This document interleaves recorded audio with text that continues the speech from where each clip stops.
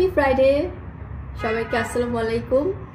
আসলে বরাবরের মতোই আমার এই ব্যাপারটা হয়তো অনেকেই জানে, কারণ এই পবিত্র শুক্রবার মানেই আমার কাছে মনে হয় যে আসলে মন ভরে সবাই খাও, পরিবারকে সময় দাও আর পরিবারের সাথে সবাই খাবারটা এনজয় করেন। সো এটাই আমার কাছে খুব ইন্টারেস্টিং লাগে।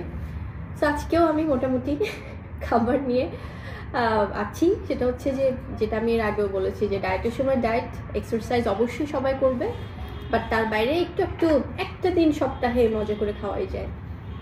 আর সেটা যদি হয় না যে নিজে তো যখনই সময় পাই কাজের ফাঁকে, আমি ম্যাক্সিমাম সময় ট্রাই করি যে মানে মোস্ট অফ দ্য টাইম যেটা হয় যে নিজে রান্না করার সে ব্যাপারটা আমার ভীষণ ভালো লাগে। কিন্তু তার বাইরে মায়ের হাতের রান্নার টেস্টটা আসলে অন্যরকম, এটা বলে বোঝানো যায় না।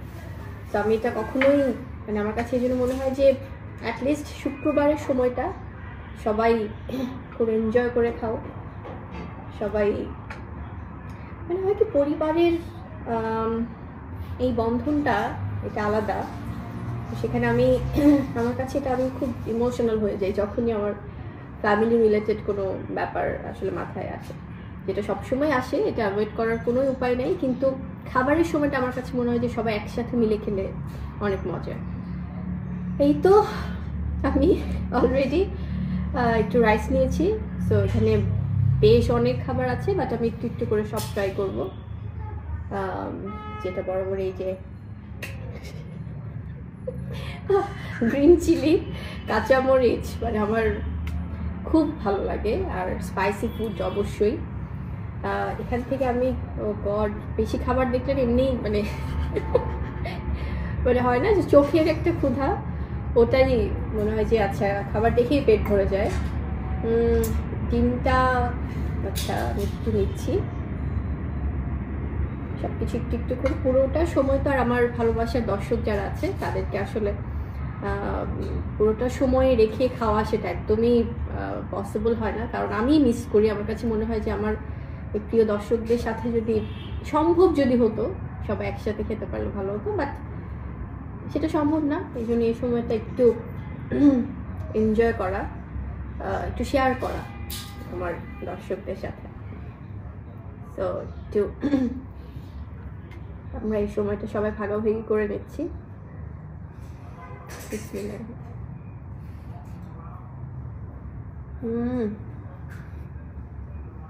টু গুড, মাশাআল্লাহ। আমার না খেতে যেমন ভালো লাগে, তেমনি রান্নার বিষয়টা এনজয় আলট আমার খুব ভালো লাগে। মানে আমার কাছে মনে হয় যে রান্নাটা একটা art. So I love that. তো আমি চিংড়িটা নিচ্ছি। এখানে যেমন এগ, চিংড়ি, আরও ফিশ আছে, দেন বিফ, চিকেন, দেন আমাদের একটা আমের পিঠাও আছে, যেটাকে আমরা অনেক সময় আমসত্ত্ব বলি, বাট আমসত্ত্ব হলেও এটা একটু ডিফারেন্ট ওয়েতে মেক করা।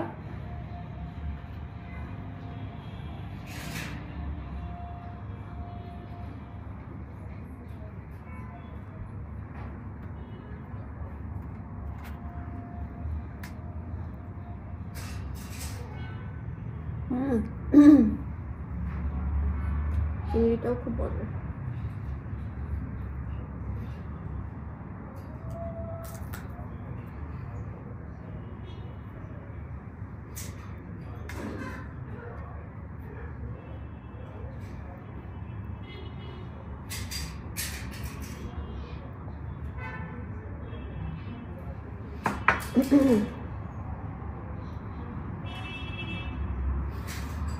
ট্রাই করি সবে, আমি একটু একটু করে জাস্ট এখন খাচ্ছি, পরে হয়তো টাইম নিয়ে আর একটু এনজয় করবো ফুডটা।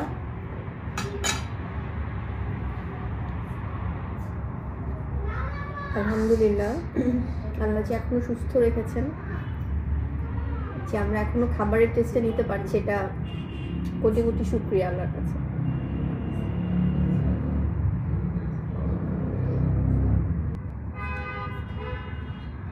মানে আরও ফুড আছে, চিকেনটা একটু পরে আবার ট্রাই করছে।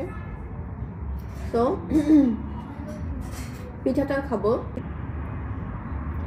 সো সব একসাথে তো পসিবল না, পিঠাটা আমি অবশ্যই খাবো। আমি আমের এই পিঠাটা আমি ভেবেছিলাম যে সবার শেষে ট্রাই করবো, বাট কেন যেন আমার কাছে আমাকে এখনই ডাকছে পিঠাটা, সেটা ডেফিনেটলি আমি এখনই ট্রাই করবো একটু জাস্ট শেয়ার করার জন্য আমার অডিয়েন্সের সাথে।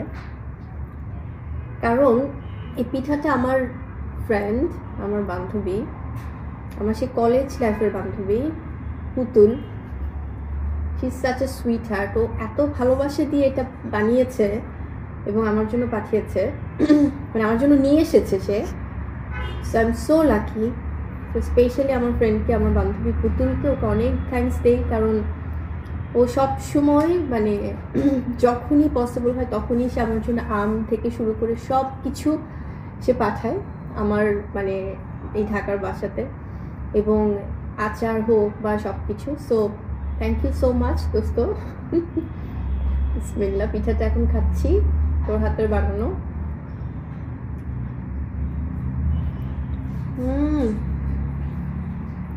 ট্রাস্ট মি, মানে আমার প্রিয় দর্শকদের বলে, মানে আমার মনে হচ্ছে কি যদি এটা আমের পিঠা, বাট মনে হচ্ছে সত্যি আম খাচ্ছি।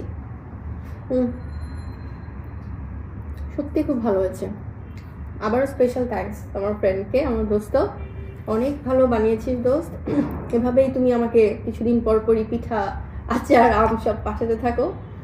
আল্লাহ তোমাকে অনেক দিন বাঁচিয়ে রাখুক এর জন্য। তা দোস্ত মজা করছি, বাট সত্যি খুব ভালো হয়েছে। সো আজকের মতো এটাই। আমার ভালোবাসার দর্শকদের উদ্দেশ্যে আবারও বলবো যে আপনারা সবাই শুক্রবারে একটি দিন মন ভরে এনজয় করে খাওয়া দাওয়া করুন, পরিবারকে সময় দিন। আর আবারও সবাইকে জানাই হ্যাপি ফ্রাইডে।